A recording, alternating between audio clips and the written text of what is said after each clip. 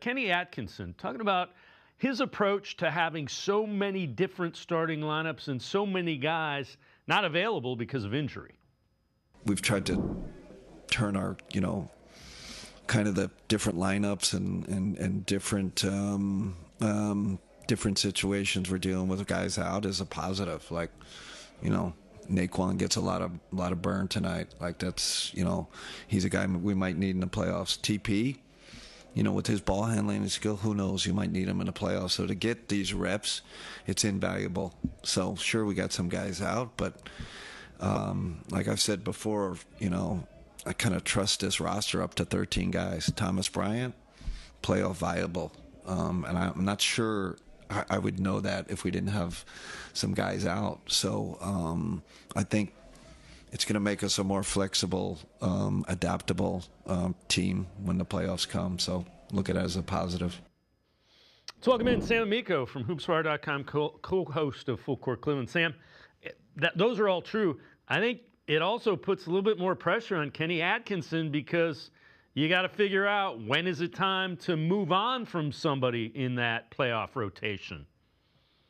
Yeah, it probably cost him some sleepless nights because you do have situations, and I think he's right, where the Cavs do pretty much go 13 deep. So, yeah, as a coach, obviously you always have to factor in injuries, how much a guy can play if he is hurt. A lot of times in the playoffs, guys will play hurt, but, is it impacting his performance? So it is good in the sense that, yes, these injuries have led to more opportunities for guys like Thomas Bryant, who I think's been really good for them, kind of the big off the bench that they need.